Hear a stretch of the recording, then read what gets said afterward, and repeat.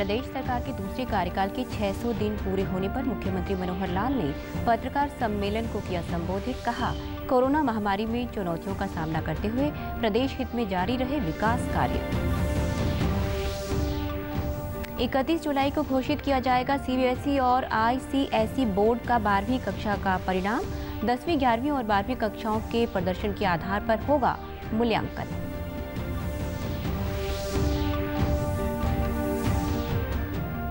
Corona के संबंध में जागरूक करने के लिए बनाई गई कॉमिक पुस्तिका से बच्चों को मिल रही कोरोना महामारी से संबंधित जानकारी।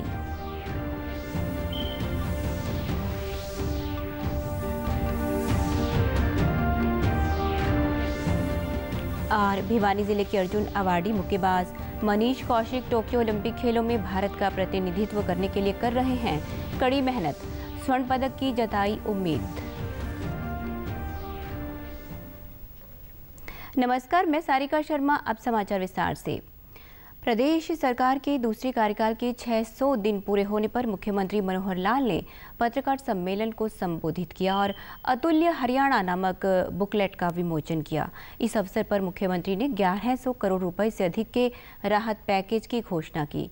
इसके तहत असंगठित क्षेत्र के श्रमिकों के लिए 600 करोड़ रुपए के राहत पैकेज दिया जाएगा। इसके अलावा छोटे दुकानदारों के लिए भी 150 करोड़ रुपए के राहत पैकेज और ई ट्रैक्टर खरीदने वाले किसानों को 25% छूट प्रदान करने की भी घोषणा की गई। श्रमिक हैं, ऑटो रिक्शा है चालक, रिक्शा चालक, श्रमिक जो कम आय वाले हैं, रेहड़ी फड़ी वाले, अनऑर्गेनाइज्ड लेबर क्योंकि उसका कोई डाटा हमारे पास बहुत ज़्यादा नहीं है, पिछले कोविड में हमें मिला था, फिर भी उसको एक पोर्टल हम खोल रहे हैं। 18 जून से उसके ऊपर रजिस्टर करना शुरू करेंगे ताकि जो लोग हमारे परिवार पहचान पत्र में आ गए होंगे और ऐसे अनऑर्गेनाइज्ड लेबर है उनको सबको मिलाकर, तो ऐसे लगभग ये 12 लाख लोग हैं, परिवार हैं। तो ऐसे 12 लाख परिवारों को हम एक मुश्त 5000 रुपया सबको दे रहे हैं, जो ये कुल मिलाकर 600 करोड़ रुपए की लागत का एक पैकेज ये आज हम घोषणा कर रहे हैं। मुख्यमंत्री ने प्रदेश में चल रही विभिन्न जन कल्याणकारी योजनाओं का ब्यौरा देते हुए कहा कि हमने कोरोना महामारी में चुनौतियों का सामना करते हुए प्रदेश हित में कार्य जारी रखा। मुख्यमंत्री ने कहा कि कोरोना काल में मंत्रिमंडल और प्रशासनिक अधिकारियों ने सहयोग देते हुए जरूरतमंद लोगों तक जन कल्याणकारी योजनाओं का लाभ पहुंचाना सुनिश्चित किया। मुख्यमंत्री ने कहा कि हम कोरोना की संभावित तीसरी लहर के लिए तैयार हैं। साथ प्राथमिकता के तौर पर इस कोरोना महामारी का मुकाबला करना ये भी अपने आप में एक बड़ी चुनौती थी, और इस चुनौती को ध्यान में रखते हुए हमसे जो बढ़िया से बढ़िया बना वो हमने किया। For the best and be prepared for the worst also. तो हम तीसरी वेव आए या जो अभी ब्लैक फंगस का विषय है, किसी प्रकार की कोई भी कठिनाई आएगी उसमें हमारा हेल्थ डिपार्टमेंट, एजुकेशन डिपार्टमेंट, बाकी संबंधित जितने विभाग हैं, सब लोगों ने अपनी अपनी तैयारी कर रखी है। और मैंने तो कहा कि अपेक्षा हमारी ये है कि ना आए, इसमें से हम सुरक्षित बाहर निकल जाए। आएगी तो हम तैयार हैं। मुख्यमंत्री ने किसान आंदोलन पर कहा कि कृषि कानूनों का कोई दुष्प्रभाव नहीं है और इन्हें लागू किए जाने पर ही इसमें आने वाली समस्याओं का पता चलेगा। उन्होंने कहा कि कृषि कानूनों में अगर कोई परेशानी आती है तो उसको दूर किया जाएगा। का कोई दुष्प्रभाव ऐसा नहीं है जिस प्रकार का प्रचारित किया जा रहा है। पीछे हमारे जो फार्मर्स थे, प्रोग्रेसिव फार्मर्स, उस दिन भी मैंने कहा था कि हम इनका उपयोग करना शुरू करें, एक बार इसको लागू होने दें। लागू होने के बाद कोई भी उसका दुष्प्रभाव होगा तो आखिर किसान भी इस देश के हैं, सरकारें भी इस देश की हैं, लागू करने वाले भी यहीं के लोग हैं। सब मिलकर के इसके ऊपर फिर विचार करेंगे कि हम लोग इस पर काम करने के लिए तैयार हैं। हम किसानों की सब सुविधाएं वो आज भी दे रहे हैं, आगे भी देते रहेंगे। सीबीएसई और आईसीएसई बोर्ड ने आज सुप्रीम कोर्ट को 12वीं कक्षा के परिणाम तैयार करने का फॉर्मूला बता दिया है। अटॉर्नी जनरल ने कोर्ट को बताया कि एक्सपर्ट कमेटी ने सीबीएसई में अंक देने की स्कीम निर्धारित की है, जिसमें 10वीं, 11वीं और 12वीं तीनों कक्षाओं के प्रदर्शन को 12वीं बोर्ड में अंक मूल्यांकन का आधार बनाया गया है। 10वीं कक्षा के नंबरों का 30%, 11वीं कक्षा के नंबर का 30% और 12वीं कक्षा के नंबरों का 40% के आधार पर 31 जुलाई को परिणाम घोषित किया जाएगा। सीबीएसई ने सुप्रीम कोर्ट में कहा कि परिणाम समिति ने परीक्षा की विश्वसनीयता के आधार और वेटेज पर फैसला किया है। अटॉर्नी जनरल ने कहा कि जो छात्र अंकों और ग्रेडिंग से संतुष्ट नहीं होंगे, उन्हें स्थिति सामान्य होने पर परीक्षा देने का मौका दिया जाएगा। बच्चों को कोरोना महामारी के संबंध में जागरूक करने के लिए एक कॉमिक पुस्तिका बच्चे वायु और कोरोना 6 कोविड वेरिएंट बनाम वैक्सीन योद्धा का प्रकाशन किया गया है। यह कॉमिक पुस्तिका पंजाब यूनिवर्सिटी चंडीगढ़ और PGI-MER चंडीगढ़ का संयुक्त प्रकाशन है। यह कॉमिक अतिरिक्त प्रोफेसर डॉक्टर रविंद्र खेवाल और एसोसिएट प्रोफेसर डॉक्टर सुमन मोर द्वारा तैयार की गई है। डॉक्टर रविंद्र खेवाल ने बताया कि इस पुस्तक में बच्चों के कोरोना संबंधित सभी प्रश्नों के उत्तर दिए गए हैं। उन्होंने बताया कि उनके द्वारा इस विषय पर अलग अलग भाषा में 6 किताबें लिखी गई हैं। डॉक्टर सुमन मोर ने बताया कि बच्चों को कोरोना से संबंधित जानकारी देने के लिए इस पुस्तक को लिखा गया है। उन्होंने बताया कि इस पुस्तक को लिखने के लिए कोरोना को लेकर बच्चों के अनुभव भी शामिल किए गए हैं। न्यूज़ में सुना होगा कि तीसरी वेव की भी बात हो रही थी, तो बच्चे इसमें वही सवाल आपस में कर रहे हैं। अगर आप देखो वो जो DGCA अप्रूव दे रहा है, तो उसी न्यूज़ को देखते हुए अपने पेरेंट्स को सुनते हुए कि बच्चे जो हैं मतलब वैक्सीन आने वाली है, तो उनके सवाल यही आते हैं कि हमारी वैक्सीन कैसी होगी, क्या ये वैसी होगी जैसी बड़ों की है, क्या हम पे ऐसे ही प्रभाव करेगी और हमारे लिए इतनी देर से क्यों। तो ये सब जो आंसर हैं सरल भाषा में इसमें बताए गए हैं और बहुत ज़रूरत है कि उनको एक सही इन्फॉर्मेशन दी जाए। अब वो सही इन्फॉर्मेशन क्योंकि बच्चों को इस तरीके से दी जाए कि वो खुद उस चीज़ को पढ़ें, समझें और अपनी जानकारी को बढ़ाएं।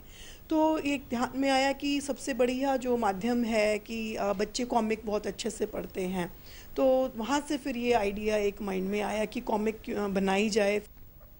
बच्चों ने कहा कि इस पुस्तक को पढ़ने के बाद उन्हें कोरोना बीमारी के बारे में बहुत ही अच्छी जानकारी मिली। वैक्सीन के बारे में भी इसमें बताया है और इसमें पीछे शील्ड के लिए भी बहुत अच्छा डिज़ाइन था और इसमें अनुभव मेरा बहुत अच्छा गया है क्योंकि ये बहुत क्रिएटिव है और इसमें बिल्कुल भी फिक्शन नहीं है। कोरोना के बारे में हर चीज़ बताई है, जैसे क्या प्रिकॉशन ले और शील्ड भी उसमें लिखा है क्या क्या करना चाहिए, जैसे सोशल डिस्टेंसिंग, मास्क और वैक्सीन लगवानी चाहिए। और जो मैंने अभी 5 पार्ट पढ़े हैं और 6th भी पढ़ रहा हूँ, उसमें वैक्सीन के बारे में बताया है। हम क्लास में बात करा करते थे और हम सब बात करा करते थे, तो हमें डाउट्स आते थे कोरोना क्या है, कैसे इफेक्ट होगा उसका, तो हम सब करते थे। और फिर हमारे पास रूमर्स भी बहुत स्प्रेड होके आते थे, तो हमें इस बुक से पता लगा कि वो रूमर्स को कैसे अवॉइड करें और सही नॉलेज साइंटिफिक वे में कैसे मिले। भिवानी जिले के अर्जुन अवार्डी मुक्केबाज मनीष कौशिक टोक्यो में होने वाले ओलंपिक खेलों में 63 किलोग्राम भार वर्ग में भारत का प्रतिनिधित्व करेंगे। भिवानी के गांव देवसर के मनीष ने अब तक अपने मुक्केबाजी के जीवन में 30 से अधिक राष्ट्रीय अंतर्राष्ट्रीय टूर्नामेंट में मेडल प्राप्त किए हैं।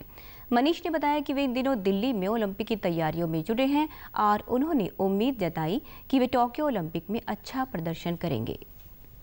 मैं 63 किलो भार वर्ग में रिप्रेजेंट कर रहा हूँ इंडिया को ओलंपिक्स में और मेरी तैयारियाँ काफ़ी अच्छी चल रही हैं और मैं अभी तैयारियों के लिए बाहर जा रहा हूँ ट्रेनिंग के लिए इटली में, ताकि मैं और अच्छी तैयारी कर पाऊँ। और आप सभी मुझे ऐसी दुआएं और प्यार देते रहिए ताकि मैं देश में ओलंपिक मेडल लेके आऊँ। मनीष के कोच मनजीत ने बताया कि मनीष इन दिनों अपने खेल को बेहतर बनाने के लिए कड़ी मेहनत कर रहे हैं। मैंने इसकी तरफ ध्यान दिया और बॉक्सिंग की जो बारीकियां हैं वो इसको समझाई। इसको मैं देखता था, ये और बच्चों से अलग से मेहनत करता था। प्रैक्टिस खत्म होने के बाद भी जो ये लगा रहता था। मनीष के परिजनों को भी पूरी उम्मीद है कि मनीष टोक्यो ओलंपिक में स्वर्ण पदक जीतकर देश का नाम रोशन करेगा। 2008 में उसने शुरुआत हुई थी बॉक्सिंग बॉक्सिंग की। उसके बाद उसने खूब मेहनत करी। यहाँ से पहले कोई मतलब आर्थिक स्थिति से ठीक नहीं थी, साइकिल में भिवानी जाता, 8-9 बजे तक वापस आता और उसके बाद इसमें साईं हॉस्पिटल में सिलेक्शन हो गया था उसका, फिर तो वही भिवानी रहने लग गया था। बेटा गोल्ड मेडल लेके आएगा जी, अब बहुत मेहनत कर रहा है। जब भी घर पर आता है तो भी कहता मैं घर पे क्या करूँगा, यहाँ पर अपनी प्रैक्टिस कर रहा है। उनकी जीत के लिए तो हम बहुत खुश हैं कि उन्होंने 2021 में ओलंपिक का कोटा हासिल किया है। जब वो 8वीं क्लास में थे और तो उन्होंने बॉक्सिंग की शुरुआत की थी। धीरे धीरे वो जीतते गए, खेलते गए और कई बार हार भी गए थे, लेकिन उन्होंने हार नहीं मानी और खेलते गए और जीतते गए। पूरा गांव बहुत खुश है। मनीष ने जो सपना लेकर बॉक्सिंग की ट्रेनिंग शुरुआत की थी, आज उस मुकाम पर पहुंच गया है। मनीष का सपना था कि वो भी विजेंद्र सिंह अपने आइडल की तरह ओलंपिक का टिकट हासिल करें और देश के लिए मेडल लेके आएँ। आज मनीष के पास ओलंपिक की टिकट है और वो देश के लिए पहला गोल्ड मेडल जीतना चाह रहे हैं। डीडी न्यूज़ हरियाणा प्रदेश और प्रदेश से जुड़ी खबरों को विस्तार से जानने के लिए आप हमारे साथ फेसबुक, ट्विटर और यूट्यूब के माध्यम से भी जुड़ सकते हैं। हमसे जुड़ने के लिए आप हमारे सोशल मीडिया हैंडल को भी फॉलो कर सकते हैं। अब आप अपने मोबाइल फ़ोन से QR कोड स्कैन कर हमारे यूट्यूब चैनल पर सीधे पहुँच सकते हैं। पलवल जिले में कोविड वैक्सीनेशन का कार्य सुचारू रूप से चल रहा है। जिले में अभी तक 2,55,545 लोगों को वैक्सीन लगाई जा चुकी है। वैक्सीन को लेकर लोगों में भी उत्साह बना हुआ है। पलवल के नागरिक अस्पताल में कोविड वैक्सीन लगवाने के लिए लोगों में भारी उत्साह देखने को मिला।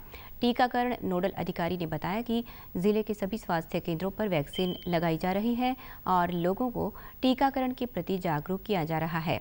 उन्होंने लोगों से अपील करते हुए कहा कि समय पर वैक्सीन लगवाएं और दूसरे लोगों को भी इसके लिए प्रेरित करें। एएनएम कॉलेज है गवर्नमेंट हॉस्पिटल पलवल में। यहाँ पर कोवैक्सीन, कोविशील्ड दोनों डोज लगाई जा रही है, फर्स्ट वी और सेकंड वी। जो फर्स्ट डोज है वो पहले था कि ऑनलाइन स्लॉट से लगती थी, अब क्या है कि हमने डायरेक्ट कर दिया है। डायरेक्ट आधार कार्ड लेकर के आओ, हमारे बंदे जहाँ पे रजिस्ट्रेशन करने वाले हैं वो रजिस्ट्रेशन करके उसके बाद वैक्सीनेशन कराएंगे। कोवैक्सीन, कोविशील्ड दोनों। जो टाइम पीरियड है जैसे कोविशील्ड का 84 डेज़ का है, सेकेंड डोज का कोवैक्सीन का 28 डेज़ का है, तो अपने टाइम से ही अपने वो डोज लगवाएं। स्थानीय निवासियों ने बताया कि कोरोना महामारी से बचने के लिए सभी लोगों को सरकार द्वारा चलाए जा रहे निःशुल्क टीकाकरण अभियान के तहत वैक्सीनेशन करवानी चाहिए। ये आधार कार्ड के द्वारा रजिस्ट्रेशन करवा के यह वैक्सीन हमारे लिए बहुत सुरक्षित है, इसको सभी लगवाएं। जी अपना रजिस्ट्रेशन कराया सीधा और जाके सीधा वैक्सीन लगवाए अपना फर्स्ट डोज। लोगों से है कि अपना जितनी जल्दी हो सके उतनी जल्दी वैक्सीन लगवाएं, सरकार का सहयोग करें। मेरा नाम सचिन शिवाजी यादव है। अभी मेरा दूसरा डोज हो गया कोवैक्सीन का। उसके लिए पहले यहाँ के पंजीकृत करना पड़ता है, जो भी है आपका फर्स्ट डोज है, सेकंड डोज है। अभी मेरा सेकंड डोज हो गया और वैसे बहुत बढ़िया लगा सेकंड डोज होने के बाद में। सुंदर है, मैंने अभी कोरोना की वैक्सीन लगाई है, ये सभी को लगवानी चाहिए। ये ठीक है, इससे कोरोना से हम बच सकते हैं, कोरोना की बीमारी से। ये मेरी पहली डोज है, लोगों से अपील है कोरोना वैक्सीन सभी लगवाएं। कोरोना वायरस के खिलाफ जंग में भारत में कोरोना संक्रमण की दूसरी लहर कमजोर हुई है। देश में कोरोना के सक्रिय मामलों में लगातार कमी आ रही है। 71 दिनों के बाद सक्रिय मामले घटकर 8,26,740 हो गए हैं। वहीं पिछले 24 घंटों में 67,000 से ज़्यादा नए मामले दर्ज किए गए हैं। पिछले 24 घंटों में 1,03,000 से अधिक मरीज अपना उपचार करवाकर स्वस्थ हो चुके हैं, जिसके बाद रिकवरी दर बढ़कर 95.93% हो गई है। प्रदेश में भी कोरोना के नए मामलों में गिरावट लगातार जारी है। प्रदेश में रिकवरी दर बढ़कर 98.34% हो गया है, जबकि मृत्यु दर 1.19% रह गई है। प्रदेश में कोरोना से अब तक 7.5 लाख से अधिक लोग स्वस्थ हो चुके हैं। वहीं लगभग 3,000 से अधिक मामले सक्रिय हैं। प्रदेश में कोरोना संक्रमण की स्थिति को जानने और इस संबंध में सहायता प्राप्त करने के लिए सरकार द्वारा हेल्पलाइन नंबर जारी किए गए हैं। इसके तहत प्रदेश के लोग 85588-93911 पर संपर्क कर आवश्यक जानकारी प्राप्त कर सकते हैं। नेशनल हेल्थ मिशन हरियाणा की वेबसाइट पर nhmharyana.gov.in पर जाकर प्रदेश में कोविड अस्पतालों, उपलब्ध बेड और वेंटिलेटर्स आदि की जानकारी ली जा सकती है। प्रधानमंत्री गरीब कल्याण अन्न योजना गरीब परिवारों के लिए वरदान साबित हो रही है। जिला फतेहाबाद के डिपो धारक सुभाष चंद्र ने बताया कि इस योजना के तहत खाद्य एवं आपूर्ति विभाग द्वारा गरीब परिवारों के लिए 5 किलो प्रति व्यक्ति के हिसाब से अतिरिक्त अनाज दिया जा रहा है और वह इसे नियमित रूप से पात्र परिवारों को दे रहे हैं। मिल रही है, इससे लोगों को बहुत सारा मिल रहा है। जो घर लॉकडाउन के अंदर घर बैठे थे उनको इसका बहुत सारा है और आगे भी सारी दिवाली तक चलता रहेगा। लाभार्थियों ने इस योजना के लिए सरकार का आभार व्यक्त करते हुए कहा कि कोरोना महामारी के दौरान उत्पन्न परिस्थितियों और लॉकडाउन के समय में इस योजना के तहत मिलने वाले राशन से उन्हें जीवन यापन में बहुत सहायता मिली है।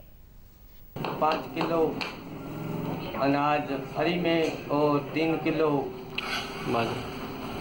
अनाज 1-2 किलो बाजरी, जो गरीबों के लिए डबल अनाज आ रहा है। बहुत बढ़िया स्कीम है गवर्नमेंट की, मैं गवर्नमेंट का धन्यवाद करता हूँ। प्रधानमंत्री की तरफ से जो योजना चलाई गई है 5 किलो गेहूं की, वो हमें अभी सरकार की तरफ से मिल रहा है और हम सरकार का बहुत बहुत धन्यवाद करते हैं। और सरकार की तरफ से 3 किलो गेहूं और 2 किलो बाजरा और एक राशन कार्ड पे 1 किलो चीनी का जो सुविधा चलाई गई है वो बिल्कुल हमें मिल रही है और टाइम पे भी मिल रही है। 2 किलो बाजरा मिलती है, हर 5 किलो फ्री होती है जी।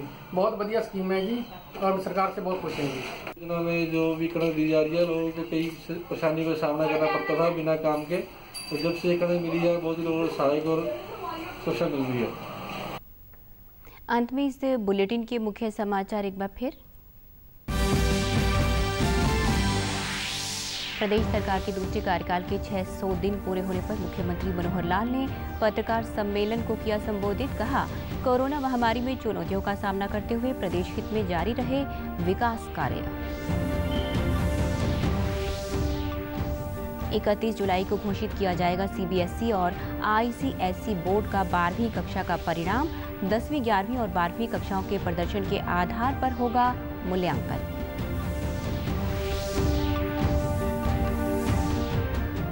कोरोना के संबंध में जागरूक करने के लिए बनाई गई कॉमिक पुस्तिका से बच्चों को मिल रही कोरोना महामारी से संबंधित जानकारी।